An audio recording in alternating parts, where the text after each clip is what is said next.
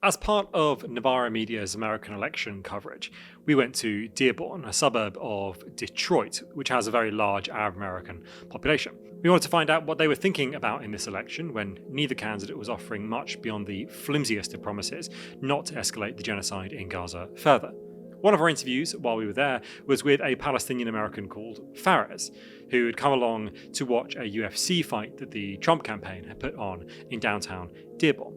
Although he was initially quite sceptical, understandably so, he warmed to us when he realised that we regarded what was happening in Palestine as a genocide as well. I mean, what was your view originally on Palestine and Israel? I think Israel's committing a genocide, Okay. and that Palestine should be. And with typical Palestinian hospitality, he invited us to his family home. The next day, after covering the Kamala Harris rally in East Lansing, we went to North Michigan to meet his family and family friends who had just arrived from Gaza, having fled late last year. With the family and friends about, and children milling around in the background, and having been served one of the most sumptuous meals of my entire life, we sat down to talk. In the early 2000s, Abu Yousif, a Palestinian from Gaza, was given a scholarship to study in Michigan. While there, he and his wife had a child, also called Yousif. Being born in the United States, Yousif is an American citizen. Then, Abu Yousif's training complete, he returned to Gaza to work as an English teacher in a school for the visually impaired. We wanted to find out from him what life was like in the Gaza Strip before the genocide began. We have been living a decent life because I work as a teacher. I receive my salary from the Palestinian government, which is nearly $1,000 a month. And this is not very high amount of money, but it could enable me to live a decent life. This is before the war. The situation completely changed after the war, not only for me, but all other people who live in Gaza. We also spoke to Abu Yousif's son, Yousif, who is now 19 years old, and who, just as the war was beginning, was starting university in Gaza, training to be an engineer. What had his life been like? And was he able to build a new one now he was settled in America? In this interview, Yousif is doing most of the speaking, but he is joined by Fares, who helps him at certain moments to translate from Arabic into English. All my life, it's there in Gaza. Everything I feel bad there, happy. All my memories there. And your friends, of course, are they still in Gaza? Most of them, they was killed by airstrike, Israeli, all the guns from Israel. And I have a little. I cannot contact with them because they don't have internet. If they have like one time in the week, I can talk with them. But I make some new friends here. But there in Gaza, I feel that there in Gaza, that's like better than here. Why is that? Because like I'm here just 3 months, but like my best friend, like I know him while in first grade, in kindergarten, to 12. No, but he was killed. But here, like you can, if you can make a comparative between relationship between friends, 3 months and like 15 years, it's big difference. Now you live in America. What do you hope for from living in America? What is your is it possible? Will it be possible to rebuild a different life here, or will you always remain? Do you think? شو بتمنى من أمريكا؟ أنت في عندك أمل إنه تبني حياة جديدة هون ولا دائما راح يكون مخك وحياتك بغزة؟ عندك أمل تبني حياة هون؟ No, I think no because like مش عارف شو اقول له احكي بالعربي. Can you يعني answer in Arabic and then I Yeah, of course. ايش بقول له ايش عيد السؤال ثاني. السؤال هسه أنت بأمريكا في عندك أمل تبني حياة جديدة هون؟ لا كيف ابني امل في بلد He has no hope in America. Go ahead. because يعني عشان إذا بدي أعمل حاجة كويس يعني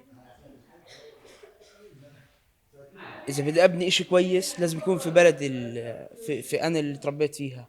He's, مش في البلد اللي بتقتل في الموجودين هناك. he said, how can he have hope for a new life here and build a new life here if he's living in the country that's killing his country? If he wants to build a life or he wants to build something and make something good out of everything, he wants to do it in Gaza. In one of the first acts of the genocide, the Israeli army ordered Palestinians in the north of the Gaza Strip to move south, an act that Human Rights Watch described as forcible transfer, a war crime. As of right now, the Israeli army looks to make this state of affairs permanent, with the north of the Gaza Strip entirely cut off from aid, and the entire population crammed more and more densely into the south. Yousif's son, who has American citizenship, was allowed with his family to leave the Gaza Strip. But this turned out to be more complex and traumatic than they could possibly have imagined. On October the 13th, 2023, a week into the bombardment, the family received a phone call.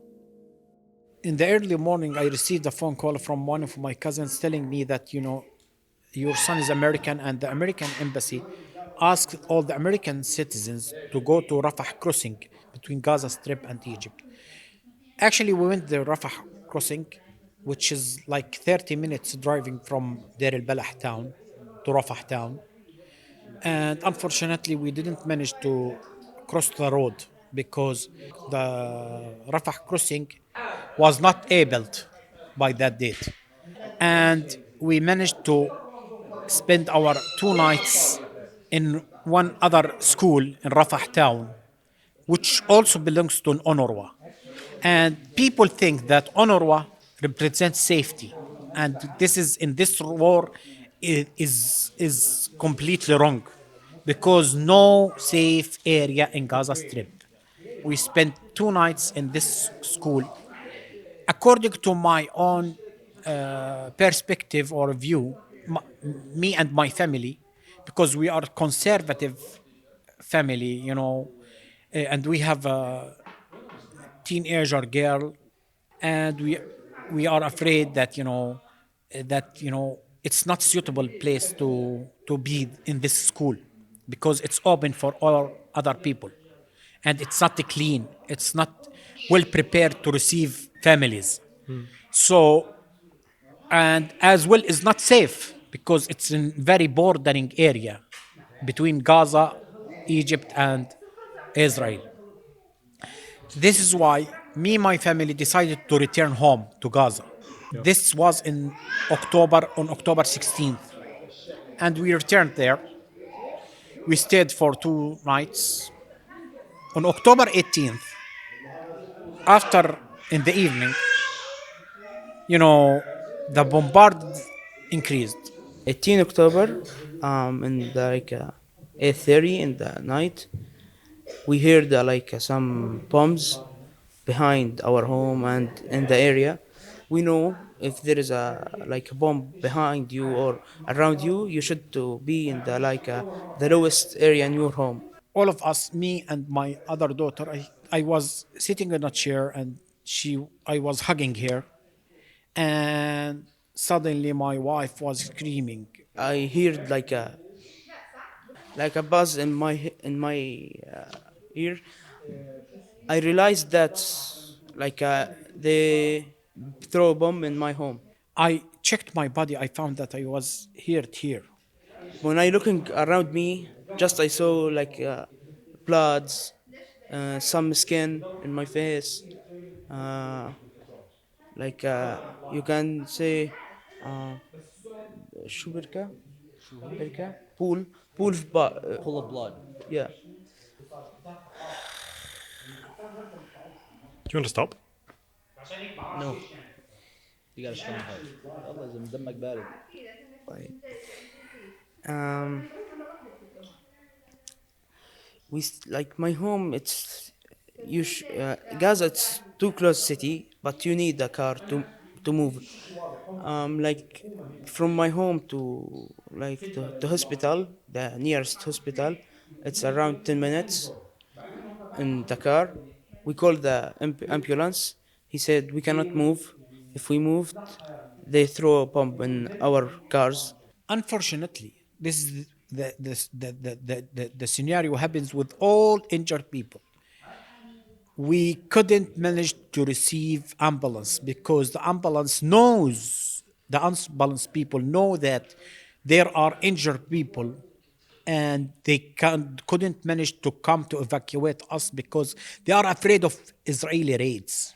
And this is really bad. This is really savage. This is really cruel attitude from the Israelis. Yeah. And we were screaming.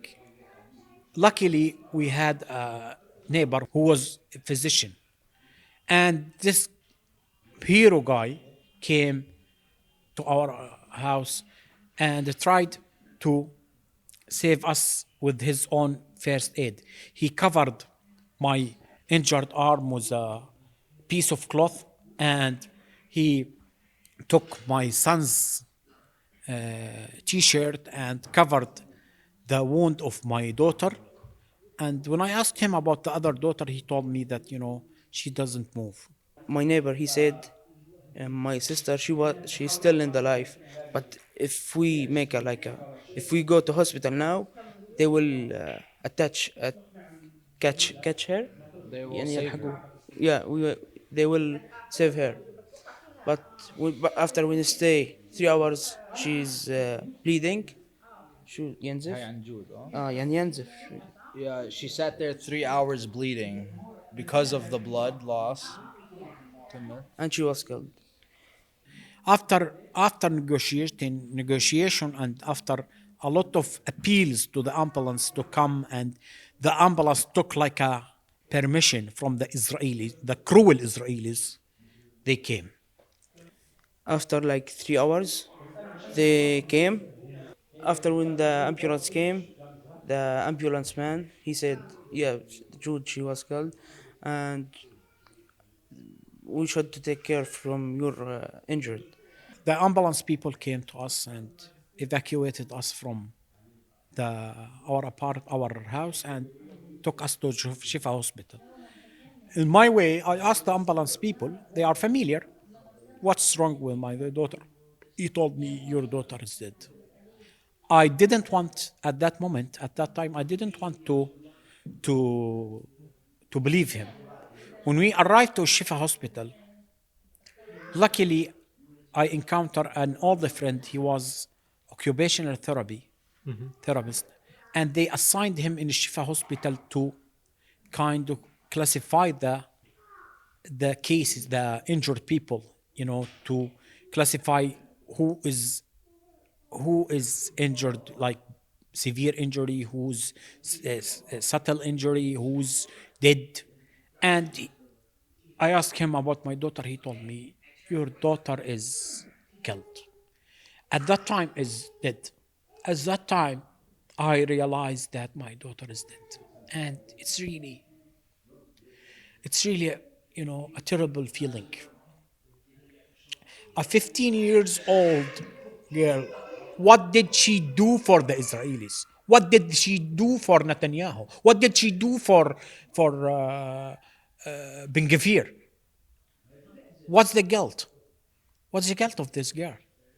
When I wake up every day, when I look for mirror, I remember what happened with me. When I write, when I use my hand, when I drive, when I do everything, when I look for it, I remember what happened with me. You cannot imagine what I feel. Like it's hard. Like, and I still like 2 weeks in a Shifa hospital taking bad health care because they are good doctor there, but there is no supplies. I told you. الشفا. Yeah, هاي نفس الحكي انه في حماة yeah. And they said there is a terrorist in this hospital, but I went to every section there. I didn't find This just is- civilians people. There is a sick people. There is no any terrorist there. This is the El Shaifa hospital that they the infamous one that they said there's terrorists and they bombed it.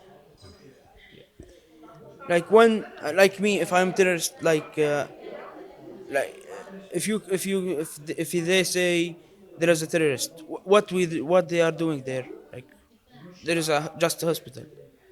By that time, we arranged with the American embassy that they put our names in the list that we can leave Gaza Strip. And along the story, we left Gaza City to Rafah crossing. And between the tanks, me and my wife, my daughter, my son, under the danger situation, we left Gaza City and we left Palestine on the November the 9th, heading to Egypt. The American people, the American citizen in Israel, they evacuated them in the third days. But me, because I'm Arabic, I'm like not like American whites. They tell me wait over 1 month, and after I injured, I still wait to evacuate them. Evacuated me. When I arrived to Egypt, شو القنصل؟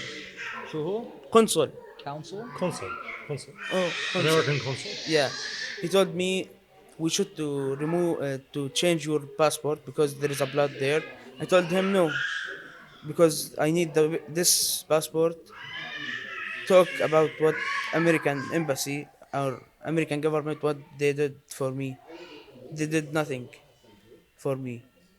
This is a blood-covered American passport that is yours. It's still with me, and he gave my family visas to come here, and I will complete study here and take a medicines شهادة شو شهادة Degree, medical degree, degree. yeah, medical degree from here and go to Gaza to work there. Just that. Thank you so much for talking to us. Thank you so much for that. If you want Novara to be able to do this kind of work in the future, to speak to people whose lives have been transformed by historical events, as well as those who analyse them, then we need your support. We only exist because of people like you, people who donate 1 hour's wage a month to support independent, truthful media. And if you want to hear more interviews with me, you can go to our podcast feed, Novara Media, and find Novara FM, our flagship podcast about the ideas that shape the past, present, and future, posted every week.